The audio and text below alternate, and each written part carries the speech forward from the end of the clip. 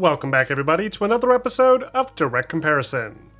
In today's episode, we're going to take a look at Ballistic Moon's recently released remake of Until Dawn, and see how it compares to the original 2015 release of the game on the PlayStation 4.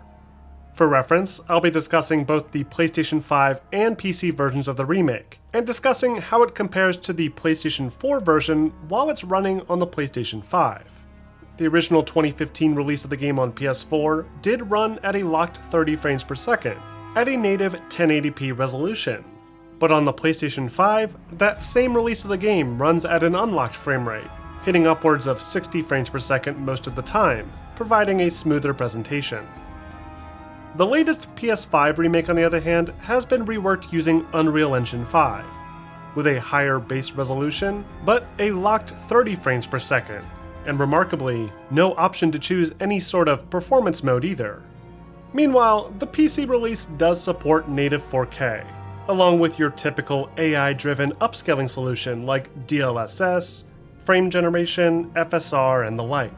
And therefore, in theory, it can hit much higher frame rates. For this reason, the PC version is the ideal way to play the latest remake, though it does come with its own set of issues as well, including some broken shadow rendering, pop-in, inconsistent frame pacing, and some minor stuttering. But today, we're going to focus more on the artistic changes made with the remake, especially in how the characters, the environments, and the general story pacing of the experience have been altered. So let's kick this comparison off by first taking a look at the character models. As this is a more story-driven cinematic video game, the characters are the assets you'll be looking at the most throughout your experience. And so, the developers have spent a great deal of time updating these models, while still maintaining their underlying facial structure and appearance. This is due largely in part to the retention of all of the pre-existing character animations used in the original PS4 game. When the footage is in sync, you'll notice that every underlying skeletal animation to these models will match up pretty much exactly, with the same leg, arm, waist, and head movement retained. This is an understandable decision, as reworking all the character dialogue sequences would be excessive, especially considering most of it holds up pretty well. However, there are plenty of instances where I wish they could have done more. This scene with Josh, for example, feels incredibly dated, as the actor's emotions are essentially only translated through his body movement, with little to no actual animations applied to the face muscles at all.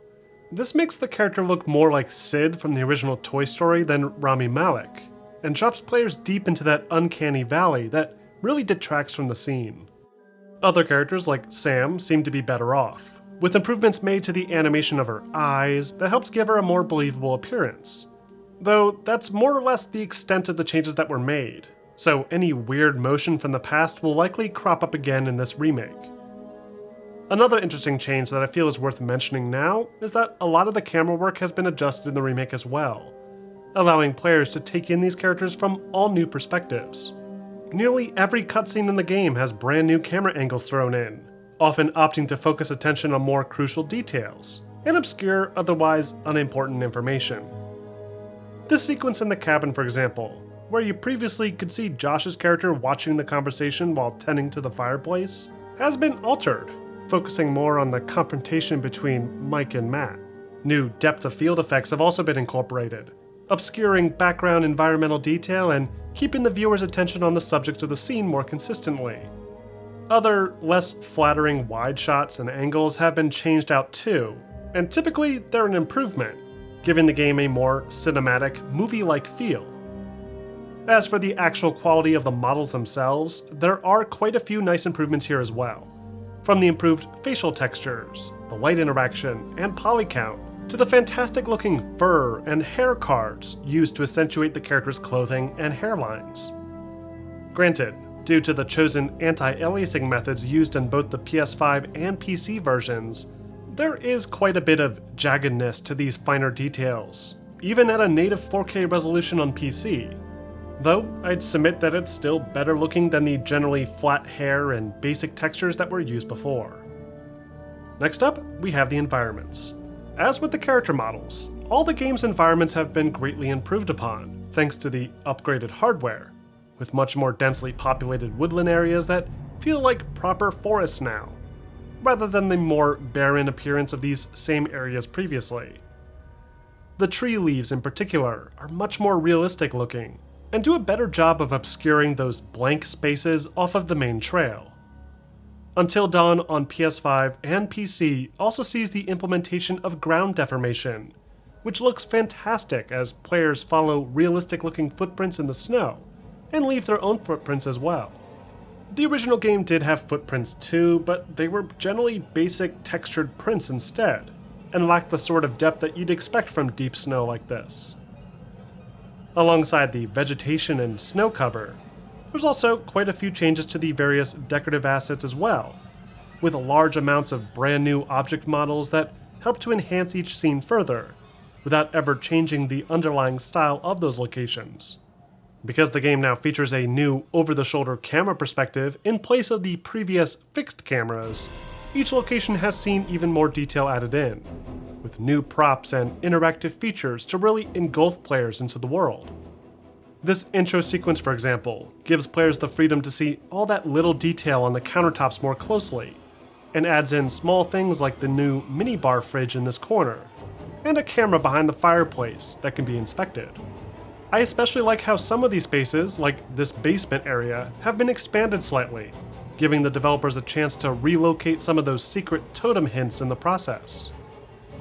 In my time playing through the opening few chapters, I found an exhaustive list of changes to these locations. So many even, that it wouldn't really be worth recounting them all. But the general takeaway here is that the remake does maintain the vision of the original environments while enhancing them further, with detail that makes these locations feel even more believable than before. Another major change that can be found in the remake is to the lighting design. Until Dawn's lighting remains baked into the environments just as before, but the quality of that lighting is significantly improved with this release, with some changes made to more properly pace the game's cinematic narrative, while also incorporating new, more advanced techniques like ray trace reflections, shadows, and ambient occlusion. For the most part, this does look great, and really stands out in stark contrast to the often basic lighting design offered in the original.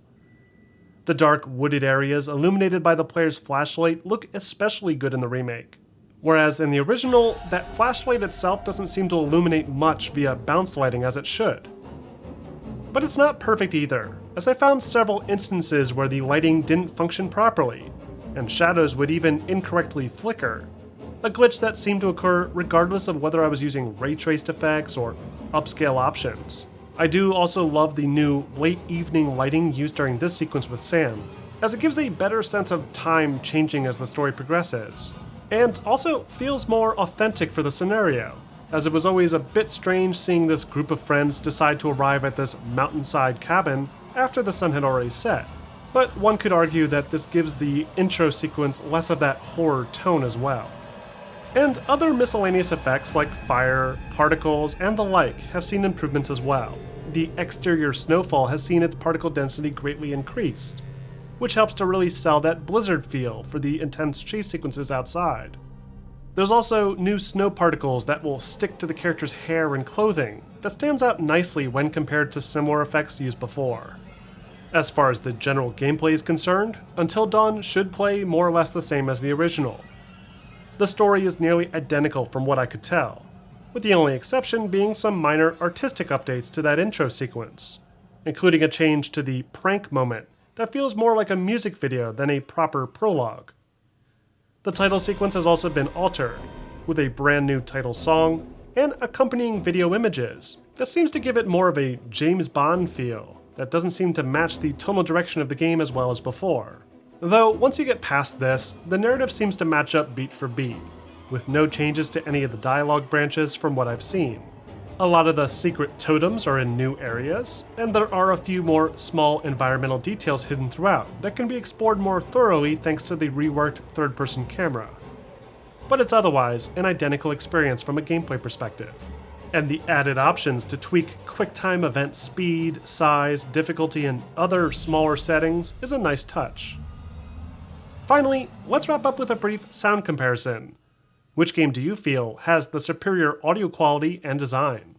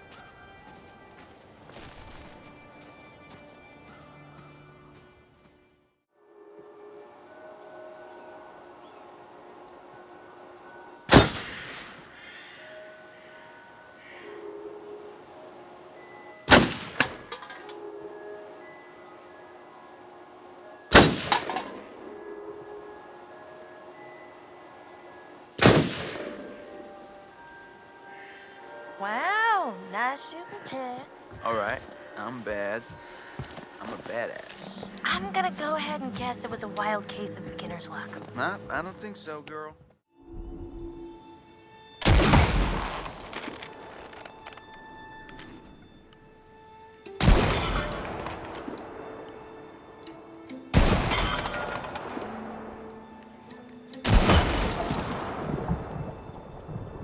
Wow, nice shooting tits. All right, I'm bad. I'm a badass. I'm gonna go ahead and guess it was a wild case of beginner's luck. Nah, I don't think so, girl. I don't think we can get up to the cabin with a path block like this. Oh, no way am I going back to the lodge, aka Wax Museum, to drink. Jess! Fuck! Hey, Jessica! Yep. Hey, okay. Holy crap, you scared the heck out of me. How do you think I felt? You didn't hit your head or anything. As far as I can tell, I still have all 7 of my limbs. Yeah. Can you get out? I don't know. I can hardly see anything down here.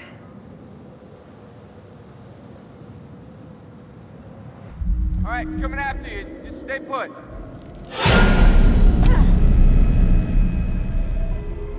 Hey, handsome. Wanna help me move this cart thing? Damn. I don't think we can get up to the cabin with a path block like this. Oh, no way am I going back to the lodge, aka Wax Museum, to drink hot chocolate with Emily. You know what? Fuck it. We're adventurous. We will find another way around.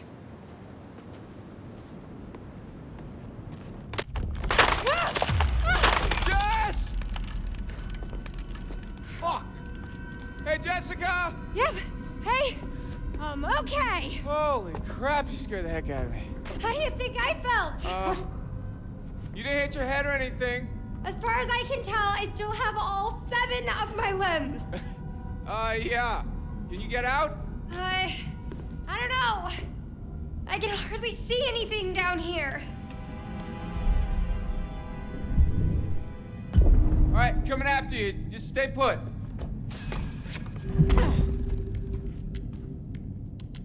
Hey, handsome. Wanna help me move this cart thing?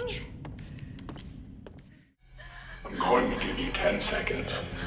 9, No. 8, No. 7. Please, no. Sam.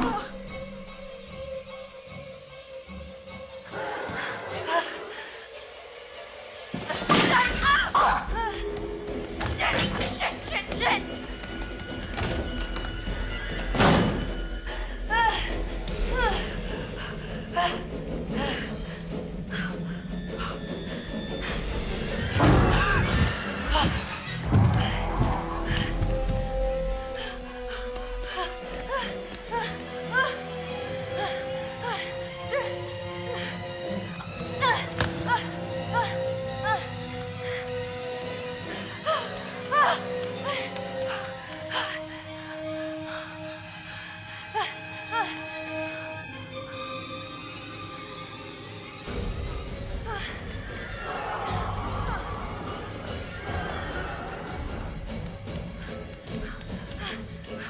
Are you kidding me? No handle?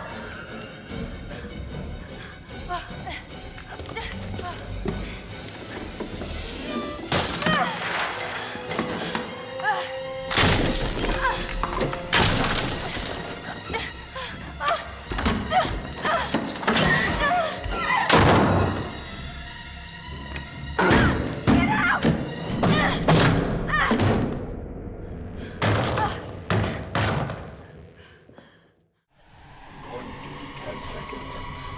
9, No. 7. Please, no. Sam.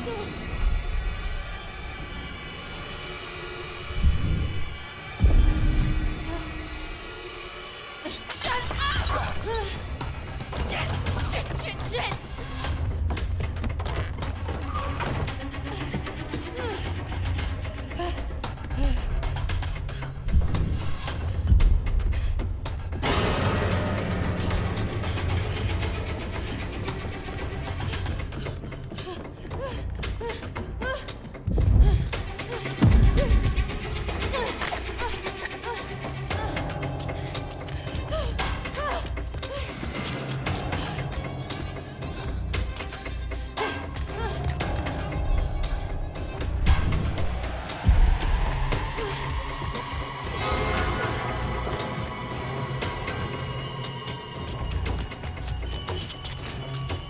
Kidding me? No handle?